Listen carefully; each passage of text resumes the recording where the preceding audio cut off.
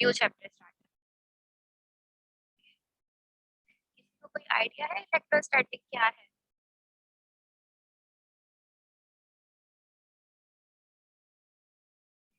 Electrostatic क्या है और इसके बाद आप लोग का कूलम्ब्स लॉ है। इंशाल्लाह हम लोग आज ये भी कर लेंगे और कोशिश करेंगे कि इसके न्यूमेरिकल्स वगैरह सब आज डिस्कस हो जाए। थोड़ा हमें स्पीड अप होना पड़ेगा। आप लोग के चैप्टर्स बहुत लंबे लंबे होते हैं और बिल्कुल न्यू कॉन्सेप्ट है, तो वो एक टॉपिक को कवर करने में एक क्लास निकल जाती है। तो हमारा आज का टॉपिक है इलेक्ट्रोस्टैटिक।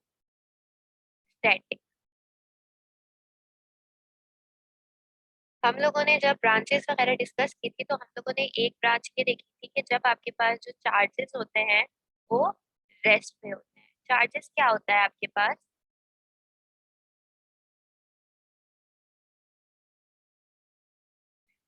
तैयबा बेटा, आपका इशू है। बाकी सबको आवाज आ रही है आपका? जब आप अपनी मीटिंग ज्वाइन करते हो तो वहां पे तब आता है कि ज्वाइन विद कंप्यूटर ऑडियो, वो आपका प्रॉब्लम है।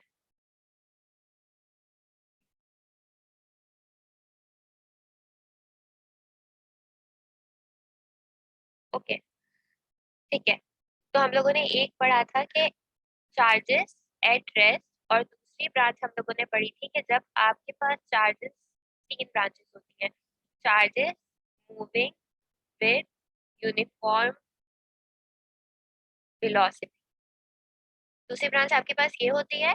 जबकि तीसरी ब्रांच आपके पास होती है कि जब चार्जेस मूव कर रहे हों नॉन यूनिफॉर्म वेलोसिटी के साथ। ठीक है, तो ये हम तीन ब्रांचेस लेते हैं। अब हम चार्जेस की बात करें, पहले हम ये समझ लेते हैं कि चार्जेस क्या होते हैं। तो आप लोगों ने केमिस्ट्री वगैरह में भी पढ़ा होगा, इलेक्ट्रॉन, प्रोटॉन, न्यूट्रॉन, ये सब आपके पास क्या होते हैं? ये सब आपके पास चार्जेस होते हैं। इसके अलावा भी आपके पास हो गए पॉजिटिव आइंस, नेगेटिव आइंस, ये सब आपके पास क्या होते हैं? चार्जेस। अगर हम इसको करते हैं तो हम ये कहते हैं कि ये इंस्ट्रिंग प्रॉपर्टी ऑफ पार्टिकल्स होती है। इंस्ट्रिंग प्रॉपर्टी क्या होती है आपके पास? इंस्ट्रिंसिक प्रॉपर्टी क्या होती है? ऐसी प्रॉपर्टी जो बाय नेचर हो, ठीक है, जो नेचुरली एग्जिस्ट करती हो। ठीक है, और इसके अलावा भी हम लोगों ने देखा था कि चार्जेस क्या काम करते हैं, या तो ये अट्रैक्ट करते हैं या तो ये रिपेल करते हैं। ये अगर चार्जेस के कॉन्सेप्ट में आपको अट्रैक्शन और रिपल्शन का प्रिंसिपल नहीं पता तो आपने मैग्नेट वगैरह के बारे में भी देखा होगा। सेम होल्स जो है आपके पास क्या करते हैं? रिपेल करते हैं, और अगर आप नॉर्थ को नॉर्थ पे ले जाओ तो वो क्या करेंगे? रिपेल करेंगे। और ऑपोजिट जो होते हैं वो आपके पास अट्रैक्ट करते हैं। ठीक है, तो ये चार्जेस में भी होता है। ठीक है, चार्जेस में अगर हम देखें तो आपके पास पॉजिटिव, आप लोगों ने अभी तक जो पढ़े हैं वो आपने पढ़े हैं positive charges, negative charges. Positive charges में आपके पास कौन कौन से होते हैं? आपके पास प्रोटॉन पॉजिटिव चार्ज है, इसके अलावा भी पॉजिटिव आइंस वगैरह, ये सब क्या है? Positive charge. और नेगेटिव आइंस, नेगेटिव चार्जेस आपके पास नेगेटिव आइंस हो गए और इलेक्ट्रॉन वगैरह हो गया। तो ये बेसिकली आपके पास चार्जेस है। अभी हमारा ये कंसर्न नहीं है, हमारा ये है, हम ये पढ़ रहे थे कि आपके पास तीन टाइप्स होती है। या तो आपके चार्जेस रेस्ट पे, मतलब उनकी कोई मोशन नहीं है, कोई मूवमेंट नहीं है। दूसरी टाइप आपके पास है कि जब वो एक यूनिफॉर्म वेलोसिटी के साथ मूव कर रहे हैं। और तीसरी टाइप ये है कि जब उनके पास कोई एक्सीलरेशन है, मतलब वो नॉन यूनिफॉर्मली मूव कर रहे हैं। ठीक है, तो ये आपके पास तीन टाइप्स है। जब आप चार्जेस को रेस्ट पे पढ़ते हो ना, तो वो तब कहलाता है आपके पास इलेक्ट्रोस्टैटिक। मतलब इस चैप्टर में हम जो भी बात करेंगे, आपके तब चार्जेस किस पोजीशन पे होंगे? रेस्ट पे होंगे, उसमें कोई मूवमेंट नहीं होगी। और इसको हम स्टडी करने के लिए जो लॉ फॉलो करते हैं वो आपके पास होता है कूलम्ब्स लॉ। इंशाल्लाह आज हम लोग ये डिस्कस करेंगे। ठीक है, दूसरी टाइप है आपके पास जब आपके पास चार्जेस मूव कर रहे हैं यूनिफॉर्म वेलोसिटी के साथ। जब चार्जेस यूनिफॉर्म वेलोसिटी के साथ मूव करते हैं तो उसे करंट कहा जाता है। ठीक है, और इसमें जब हम कौन सा लॉ स्टडी करते हैं, इसमें ओहम्स लॉ आता है। ओहम्स लॉ होता है ना, V is equal to I R. तो ये आई आर है, V is equal to R किसके इक्वल है? आई। V वोल्टेज है, आर रेजिस्टेंस है। ठीक है, तो इसमें क्या होता है कि आपके पास जो चार्ज है वो एक यूनिफॉर्म वेलोसिटी के साथ मूव कर रहे हैं। थर्ड टाइप आती है जब आपके पास चार्जेस नॉन यूनिफॉर्म मूव कर रहे हैं। ये आप लोगों ने अभी तक नहीं कहीं पे भी देखा होगा। ये आपके पास बेसिकली आता है इलेक्ट्रोमैग्नेटिक वेव्स में। ठीक है, इलेक्ट्रोमैग्नेटिक एमिशंस वगैरह में आता है, और इसके लिए मैक्सवेल की इक्वेशन होती है। ये अभी आप लोगों के लेवल का नहीं है, या हो सकता है आगे आप लोग ये भी स्टडी करो, लेकिन बेसिकली अभी जो आप लोग स्टडी करोगे ना सेकंड ईयर में, वो हो गया जब आपके चार्जेस रेस्ट में हैं, और वो वाला चैप्टर आपका आ गया है इलेक्ट्रोस्टैटिक। और जब है कि वो moving with uniform velocity, current, electricity वगैरह का शायद कोई आप लोग का आ गया चैप्टर। तो यहाँ तक मेरे बच्चों को समझ आ गया कि इलेक्ट्रोस्टैटिक क्या है। हम इसमें चार्जेस की बात करते हैं कि जब चार्जेस आपके पास रेस्ट में हो। कोई सवाल किसी को? जल्दी से बच्चों मुझे चैट में बताओ किसको कोई सवाल है, मैं आगे बढ़ूं। आ रहा है सब समझ या कुछ नहीं समझ आ रहा? ये न्यू चैप्टर है, जब तक आपकी बेसिक नहीं बनेगी आपको नहीं समझ आएगा क्या चल रहा है।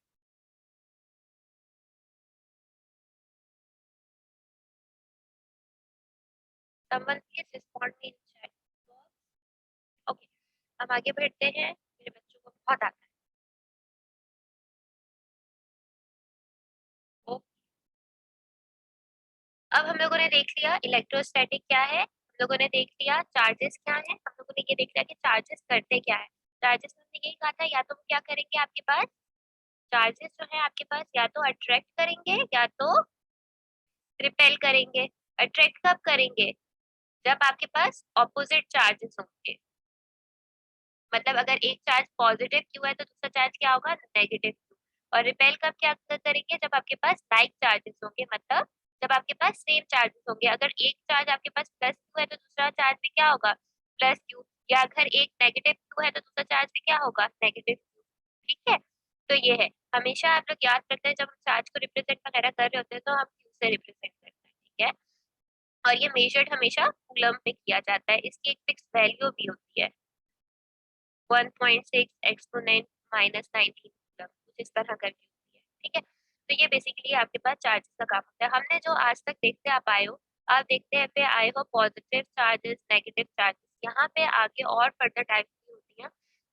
आपकी बुक में सिर्फ पॉइंट चार्ज का जिक्र होगा, लेकिन इसके फर्दर 3 टाइप्स होती हैं चार्जेस की। एक आपके पास होता है पॉइंट चार्ज, दूसरा आपके पास होता है यूनिट पॉजिटिव चार्ज, और तीसरा आपके पास होता है टेस्ट चार्ज। ठीक है, अब इनमें क्या डिफरेंस होता है, पॉइंट चार्ज आप कूलम्ब लॉ में भी देखोगे। पॉइंट चार्ज में ये होता है कि अगर आपके पास एक चार्ज यहाँ पे है तो दूसरा चार्ज यहाँ पे है, और इन दोनों के बीच में जो डिस्टेंस है वो आप रिप्रेजेंट करते हो डी से। इसमें क्या होता है कि पॉइंट चार्ज का जो डायामीटर होता है वो बहुत कम होता है as compared to the distance. Distance आपके पास क्या होगा, बहुत ज्यादा लार्ज होगा, और पॉइंट चार्ज की जो आपके पास डायमेंशन होती है वो बहुत ज्यादा कम होती है। डायमेंशन मतलब उनका जो डायामीटर, ठीक है, ये बहुत छोटा सा होगा। और अगर इतना छोटा सा चार्ज है तो आप इमेजिन कर सकते हो उसका डायमीटर कितना होगा, लेकिन इनके बीच में जो डिस्टेंस होता है वो बहुत ज्यादा होता है। इसी तरह आपके पास यूनिट पॉजिटिव चार्ज होते हैं कि बेसिकली इलेक्ट्रॉन का चार्ज और प्रोटॉन वगैरह के चार्जेस होते हैं कि उनके साथ कंसर्न होता है। और टेस्ट चार्ज ये होता है कि टेस्ट चार्ज क्या होता है, किसी को कोई आइडिया है?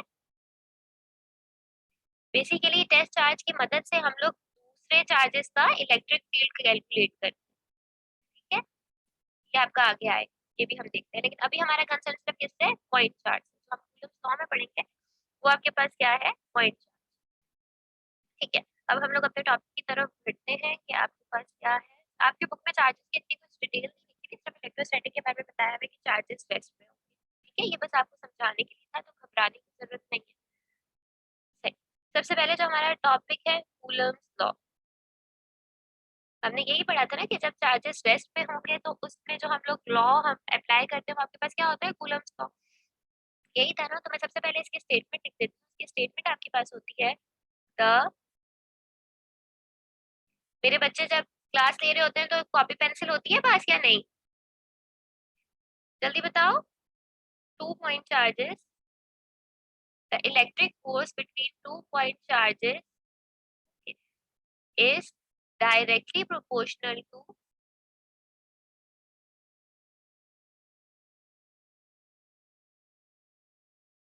product of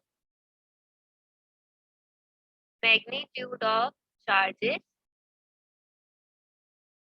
and inversely proportional to square of distance between them। तो ये आपके पास क्या है, कूलम्ब लॉ की स्टेटमेंट। ओके बेटा, गुड। ठीक है, ये आपके पास क्या है, स्टेटमेंट। ये क्या कह रहा है, ये कह रहा है सबसे पहले electric force between 2 point charges. इससे हमें क्या पता लगा कि अगर आपके पास दो चार्जेस हैं तो ये दोनों चार्जेस एक दूसरे के ऊपर क्या करते हैं, फोर्स अप्लाई करते हैं, ठीक है, ये पता लगा। तो और वो फिर ये बता रहे हैं कि ये जो फोर्स अप्लाई कर रहे हैं वो डायरेक्टली प्रोपोर्शनल किसके हैं, मैग्नीट्यूड ऑफ चार्जेस। इसका क्या मतलब है कि अगर हम चार्जेस का मैग्नीट्यूड बढ़ा रहे हैं तो हमारे पास फोर्स भी क्या हो रही है, इंक्रीज, ठीक है। और फिर वो कह रहा है कि यही फोर्स इनवर्सली प्रोपोर्शनल है square of distance between them, square of distance, मतलब कि अगर डिस्टेंस इंक्रीज होगा तो आपके पास फोर्स डिक्रीज होगी, और बाय फैक्टर ऑफ स्क्वायर, मतलब कि अगर आपने अपने डिस्टेंस को हाफ कर दिया है तो आपकी जो फोर्स होगी वो क्या होगी, 4 टाइम उसके ऊपर इफेक्ट आएगा। अगर एक चीज स्क्वायर है तो दूसरी उसकी क्या आ जाएगी, 4 टाइम। एक तो अगर मैं सिर्फ बोलूँ ना कि फोर्स आपके पास इनवर्सली प्रोपोर्शनल है डिस्टेंस के, तो इसका ये मतलब है कि फोर्स के चेंज होने से डिस्टेंस पे भी फर्क पड़ रहा है। लेकिन स्क्वायर ऑफ डिस्टेंस मतलब डबल इफेक्ट आ रहा है। अगर मैं इसे मैथमेटिकली लिखना चाहूँ तो मैं इसको ऐसे लिखती हूँ। इसके लिए सबसे पहले हम एक कंसिडर कर लेते हैं कि हमारे पास 2 पॉइंट चार्जेस हैं, Q1 और Q2, और उन दोनों के बीच में जो डिस्टेंस है आपके पास, ये मैं कंसिडर कर लेती हूँ कि आपके पास एक Q पॉइंट चार्ज है और दूसरा आपके पास Q2 पॉइंट चार्ज है, ठीक है। और इनके बीच में जो डिस्टेंस है वो मैं किससे रिप्रेजेंट कर रही हूँ, वो मैं R से रिप्रेजेंट कर रही हूँ। तो मुझे कूलम्ब्स लॉ ने क्या बताया कि जो 2 चार्जेस है एक दूसरे के ऊपर फोर्स अप्लाई करेंगे, ठीक है, मैंने लिख दिया फोर्स अप्लाई करेंगे। उसने क्या बताया कि वो कितनी फोर्स अप्लाई करेंगे, वो उनके मैग्नीट्यूड के बराबर फोर्स अप्लाई करेंगे, और इनका रिलेशन क्या होगा, डायरेक्टली, ओके मैंने लिख दिया। उसने मुझे ये बात बताई दूसरी, एक तो पॉइंट आधी स्टेटमेंट ये हो गई, 2 पार्ट्स है ना स्टेटमेंट के। दूसरी बात उसने मुझे ये बताई कि वो जो फोर्स आ रही है चार्जेस के बीच में, उनका इनवर्सली रिलेशनशिप किसके साथ है, स्क्वायर ऑफ डिस्टेंस, ठीक है। ये स्टेटमेंट समझ आई मेरे बच्चों को। और अब मुझे पता है कि मैं जब प्रोपोर्शनल का साइन हटाती हूँ तो कोई ना कोई प्रोपोर्शनैलिटी कांस्टेंट लगता है, और इस केस में वो आपके पास होता है k, Q1 divided by Q2 और R। यहाँ तक कोई मसला मेरे बच्चों को, आगे बढ़े। इस k की भी एक फिक्स वैल्यू होती है, और ये जो आपके पास k होता है ये बेसिकली डिपेंड करता है मीडियम पे, ये आपके पास इन चार्जेस के दरमियान कौन सा मीडियम एग्जिस्ट करता है। अब फॉर एग्जांपल, और इसके अगर फॉर एग्जांपल मीडियम चेंज हो रहा है, मीडियम चेंज हो रहा है, पहले मैंने कहा कि फ्री स्पेस है आपके पास, कोई पर्टिकुलर मीडियम नहीं है, तो के की वैल्यू कुछ और होगी, ठीक है। अगर मैं कह रही हूँ कि के अलावा कोई फ्री स्पेस के अलावा कोई मीडियम है तो तब के की वैल्यू चेंज होगी। तो इससे हमें ये पता लगा कि जो आपके पास कूलम्ब्स लॉ का प्रोपोर्शनैलिटी कांस्टेंट है वो डिपेंड करता है मीडियम, ठीक है। अगर मैं कहती हूँ कि मेरा मीडियम क्या है, फ्री स्पेस है, ठीक है, मैंने कहा फ्री स्पेस है, तो तब इस के का एक फॉर्मूला होता है आपके पास, 4 पाई E0 एप्सिलॉन नॉट होता है, ठीक है। और इसकी फिक्स वैल्यू आपके पास आती है 9 एक्सपोनेंट 9, और यूनिट की बात करो तो यूनिट इस तरह होती है। लेकिन ये वाला केस सिर्फ किसके लिए होगा, 9 एक्सपोनेंट 9 की वैल्यू किसके लिए होगी, फ्री स्पेस, ठीक है। ये किसके लिए होगी, सिर्फ फ्री स्पेस की। अब मैं क्या कर सकती हूँ,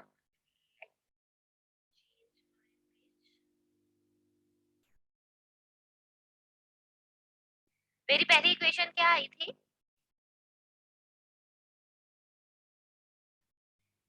मेरी पहली इक्वेशन जो कूलम्स लॉ से आई थी वो थी F is equals to K Q1 Q2 R square. और मैंने क्या कहा कि मेरे पास अगर मीडियम फ्री स्पेस है तो K की क्या वैल्यू होगी, K की वैल्यू थी 1/4 पाई E0, जो फर्दर किसके इक्वल था, 9 एक्सपोनेंट 9। तो क्या मैं K की जगह ये वाली वैल्यू पुट कर दूं, तो मेरी इक्वेशन, अगर मैं इसको 1 कह रही हूँ तो मेरी इक्वेशन 1 क्या बन जाएगी, मेरी इक्वेशन 1 बन जाएगी 1/4 पाई E0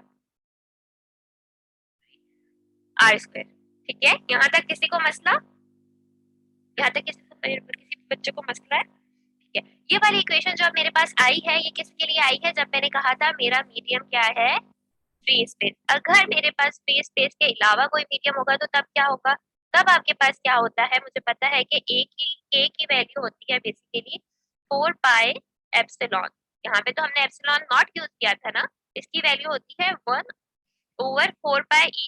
अगर आपके पास फ्री स्पेस होगा ना तो ये वाला E सिर्फ इक्वल हो जाता है E0 के, ठीक है, इसलिए मैंने डायरेक्ट यहाँ पे ई नॉट किया था। लेकिन अगर आपका मीडियम फ्री स्पेस के अलावा कोई और है तो तब ये ई की वैल्यू किसके इक्वल आ जाती है, E not is equal to E R. अब ये ई आर क्या है, ई आर आपके पास होती है बेसिकली रिलेटिवली परमिटिविटी। ठीक है, ये ई आर आपके पास क्या है, और ये किस पे, ये भी डिपेंड करेगा कि आपके पास क्या रीजन है, उस रीजन की होगी है। ठीक है, तो अब मैं इस वाली इक्वेशन को इसमें पुट करके अपनी एफ की वैल्यू में पुट करूं तो आपके पास क्या आ जाएगा, सिर्फ चेंज किस में आ जाएगा, ई नॉट के साथ ई आर भी आ जाएगा। E R is equals to Q1 Q2 R square. ठीक है, अब मुझे क्या चीज पता है, मुझे इस वाले इक्वेशन से ये पता लगा कि ये पूरी चीज किसके इक्वल थी, ये पूरी चीज F के इक्वल थी। मतलब ये वाला पार्ट और ये वाला पार्ट किसके इक्वल है, इस F के इक्वल है। तो मैंने सिंपली, मैं इसको अगर F बार से रिप्रेजेंट कर देती हूँ तो मैंने इसकी जगह क्या लिख दिया, F divided by E R. तो इससे मुझे ये पता लगा कि अगर तो मेरे पास फ्री स्पेस है तो आपके पास फॉर्मूला ये होता है, लेकिन अगर आपके पास फ्री स्पेस के अलावा कोई मीडियम है तो आप पहले यही निकाल लो और सिंपली उसकी जो भी रिलेटिविटी परमिटिविटी है उसके साथ डिवाइड कर दो। ठीक है, यहाँ तक कोई सवाल मेरे बच्चों को, जल्दी जल्दी से बताओ। हम एक दफा आपके बुक से देख लेते हैं।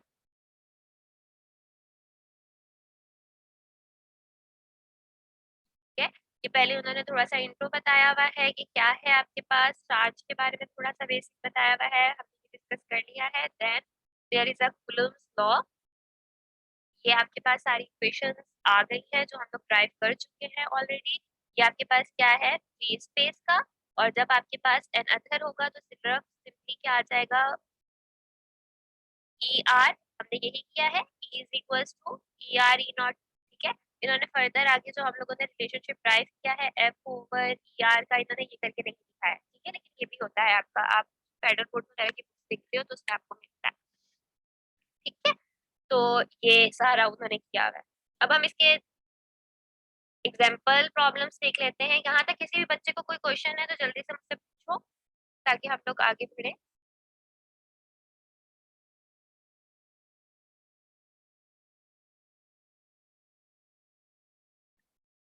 अच्छा, अब हम इसमें देखते हैं कि क्या है, आपके पास एक पॉइंट चार्ज है ए जिसकी वैल्यू है आपके पास 4 एक्सपोनेंट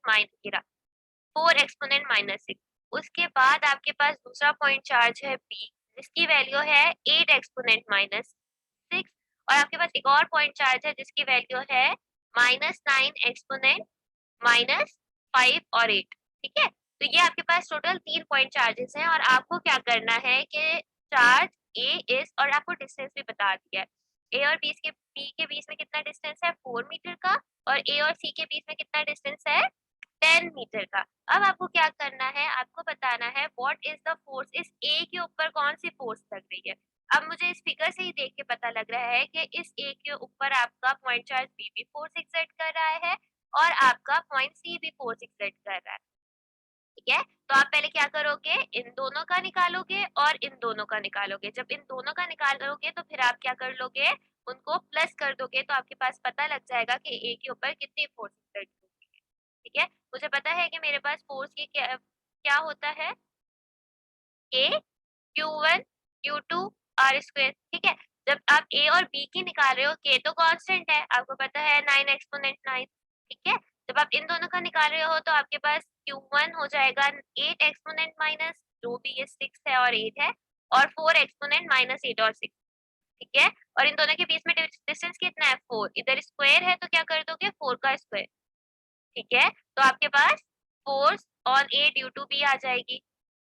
इसी तरह अब आपको क्या करना है, सी के ऊपर, सी भी एक्सर्ट कर रहा है इसके ऊपर फोर्स, तो आप क्या करोगे, दूसरी एक और फोर्स निकालोगे जिसको आप फॉर एग्जांपल F2 कह देते हो। ये तो अभी भी कांस्टेंट है लेकिन अब चार्जेस डिफरेंट हो जाएंगे। एक चार्ज की वैल्यू आपके पास ये हो जाएगी, एक चार्ज की वैल्यू आपके पास कौन से चार्ज, ओके बेटा गुड। ठीक है, एक चार्ज की वैल्यू आपके पास हो जाएगी 9 एक्सपोनेंट -6 और दूसरा क्या हो जाएगा 4 एक्सपोनेंट -6 और इन दोनों के बीच में डिस्टेंस कितना हो जाएगा 10 का स्क्वायर। ठीक है, ये समझ आया मेरे बच्चों को? फिर आपने F1 भी निकाल ली, F2 भी निकाल ली और इन दोनों को आप क्या कर दोगे फिर प्लस कर दोगे। ठीक है, ये यहाँ पे आपने प्लस कर दिया तो ये वो फोर्स है जो ए के ऊपर एक्सर्ट हो रही है। कौन कौन एक्सर्ट कर रहा है? आपके पास पॉइंट चार्ज बी और पॉइंट चार्ज सी। अभी तो आपसे ए का पूछा है, अब मुझे कोई बताए अगर सिर्फ सी का पूछा होता तो फिर क्या करते?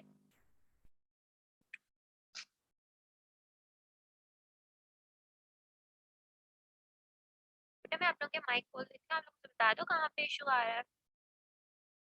मैंने आप लोगों का माइक खोल दिया, मुझे बताओ क्या चीज समझ नहीं आई है।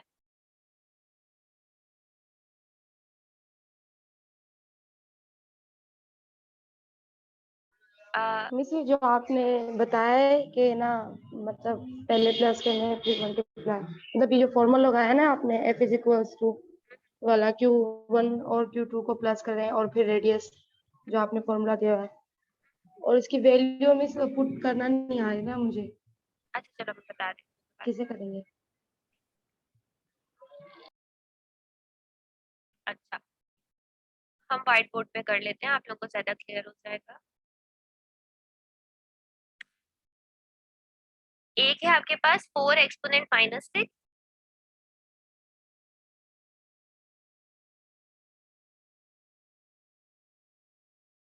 आपके पास बेसिकली एक पॉइंट चार्ज है इधर ए, एक पॉइंट चार्ज है आपके पास इधर, लेट सपोज मैंने इसको सी कह दिया, और एक पॉइंट चार्ज है आपके पास बी इधर। ठीक है, इसमें डिस्टेंस है ए और सी का डिस्टेंस है 10 और ए और बी का डिस्टेंस है 4। अब मुझे कोई जल्दी से बताओ पॉइंट चार्जेस की क्या क्या वैल्यू होती है? आपके पास जो सी पॉइंट चार्ज है उसकी वैल्यू है 9 एक्सपोनेंट -6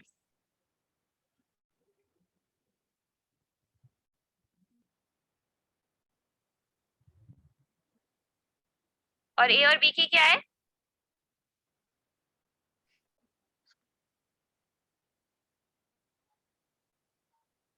4 एक्सपोनेंट फोर मल्टीप्लाई -6 और 8 एक्सपोनेंट -6।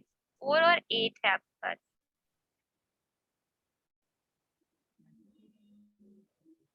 4 एक्सपोनेंट -6 और 8 एक्सपोनेंट -6। ठीक है, अब आपको कहा हुआ है कि आप वो फोर्स बताओ जो ए के ऊपर एक्सर्ट हो रही है। अब मुझे पता है कि क्योंकि ये इन बिटवीन है, ठीक है, फॉर एग्जाम्पल अगर हम एक सिंपल भी रस्सी या कोई भी गेम की करें कि एक बच्चे ने उस रस्सी को यहाँ से पकड़ा हुआ है और दूसरे बच्चे ने रस्सी को यहाँ पे पकड़ा हुआ है और यहाँ पे मैंने कोई भी चीज लटकाई हुई है, फॉर एग्जाम्पल यहाँ पे कोई टेप वगैरह है, एक बच्चा अपनी तरफ खींच रहा है, दूसरा बच्चा अपनी तरफ खींच रहा है, तो इस टेप के ऊपर जो फोर्स एग्जर्ट एग्जर्ट हो रही है वो कहाँ कहाँ से हो रही है? वो दोनों बच्चे उसके ऊपर अप्लाई कर रहे हैं। ठीक है, तो मुझे पता है कि क्योंकि ये इन बिटवीन है तो इसके ऊपर फोर्स बी चार्ज भी अप्लाई कर रहा है और इस पर फोर्स सी चार्ज भी अप्लाई कर रहा है। ओके, तो मुझे इसका मतलब है मुझे दो फोर्सेस निकालनी पड़ेंगी, एक इन दोनों के दरमियान और एक इन दोनों के दरमियान। मुझे पता है कि मेरे पास ड्यू टू बी क्या है, पहले हम ड्यू टू बी देख लेते हैं कि ए के ऊपर क्या फोर्स हो रही है। मुझे पता है कि फॉर्मूला होता है के इज इक्वल के Q1 Q2 divided by are square. के की वैल्यू मुझे पता है कि फिक्स है 9 एक्सपोनेंट 9। अब Q1 एक ये चार्ज हो जाएगा और Q2 एक ये चार्ज हो जाएगा, सिंपली दोनों को मल्टीप्लाई कर देंगे हम और इनके बीच में डिस्टेंस कितना है 4 और मेरे पास डिस्टेंस का इधर क्या है स्क्वायर, तो 4 का स्क्वायर ले लूंगी मैं। ठीक है, फिर इसका एक आंसर आ जाएगा जो मैं बोल देती हूँ कि F1। ठीक है, अब मुझे क्या निकालना है? ड्यू टू सी, सी की वजह से ए के ऊपर क्या फोर्स एक्सर्ट हो रही है वो हम देखते हैं। सिंपली क्या हो जाएगा, फॉर्मूला सेम ही रहेगा आपके पास, के की वैल्यू तो कांस्टेंट होती है। अब सिर्फ क्या होगा कि 8 एक्सपोनेंट -6 की जगह क्या आ जाएगा 9 एक्सपोनेंट -6। 9 एक्सपोनेंट -6 और Q2 आपके पास यही वाला होगा ये 4 एक्सपोनेंट -6 और इन दोनों का डिस्टेंस अब क्या है 10, तो यहाँ पे आ जाएगा बच्चों 10 का स्क्वायर। अब मैं जब इसको सॉल्व करूंगी तो मेरे पास F2 आ जाएगी और एंड में मैं क्या करूंगी कि टोटल फोर्स किसके इक्वल हो जाएगी F1 प्लस F। अब समझ आया? जी मिस। अब हम आप लोग देख लेते हैं। अब इसके 2 और न्यूमेरिकल्स हैं, हम आप लोग का टाइम खत्म हो गया है, ये आप लोग एक दफा देख के आइएगा, हम लोग इंशाल्लाह नेक्स्ट क्लास में डिस्कस करेंगे। ये वाला बहुत इजी था, ये तो ओके छोटा सा है, मैम। हम ये एक दफा देख लेते हैं। ये बहुत छोटा सा है, इसको फटाफट से देख लेते हैं। आपके पास वो क्या कह रहा है कि जो डिस्टेंस बिटवीन इलेक्ट्रॉन और प्रोटॉन, किस किस के बारे में बात की है, इलेक्ट्रॉन और प्रोटॉन, उसके बीच का डिस्टेंस कितना है 5.3 एक्सपोनेंट -11 इलेक्ट्रिक और ग्रेविटेशनल फोर्स। अब आपके पास ये दोनों फॉर्मूलाज आपको याद करने पड़ेंगे। इलेक्ट्रिक वाला तो कूलम्स का ही होगा, लेकिन ग्रेविटेशनल का जो आपके पास फॉर्मूला होता है वो होता है G मतलब इलेक्ट्रॉन का मास और प्रोटॉन का मास और इनका डिस्टेंस, ठीक है। अब माइक का खुला हुआ है, ओके ठीक है। आपके पास जो फोर्स ड्यू टू ग्रेविटेशन होता है उसका क्या होता है, ये कांस्टेंट होता है आपके पास, इसकी वैल्यू होती है 6.7 एक्सपोनेंट -11 और mass of electron into mass of proton divided by इनका डिस्टेंस। ये सारी वैल्यूज आपको याद करनी पड़ेगी, ठीक है। और इलेक्ट्रिक वाला जो होगा वो बेसिकली आपके पास कूलम्स लॉ का ही होता है, लेकिन इसमें सिर्फ डिफरेंस क्या आ जाएगा कि क्योंकि आपको इलेक्ट्रिकल की फील्ड निकालनी है, तो आप जो Q1 इंटू Q2 लिखते हो इसकी जगह सिर्फ आपके पास इलेक्ट्रॉन का स्क्वायर हो जाए, ठीक है। ये करके और डिस्टेंस आपको गिवन है, और क्योंकि आपको कंपेयर करना है तो आप दोनों को डिवाइड कर दोगे और आपके पास वैल्यू आ जाएगी। और ये जो एक्सपोनेंट 39 है वो ये बता रहा है कि इतने टाइम्स ग्रेटर है electric force than the gravitation, okay. इसका बी पार्ट आप देख लीजिएगा, वो थोड़ा लेंथी है, वो अभी नहीं हो पाएगा, तो हम इंशाल्लाह वो नेक्स्ट क्लास में देखेंगे, ओके। कोई सवाल?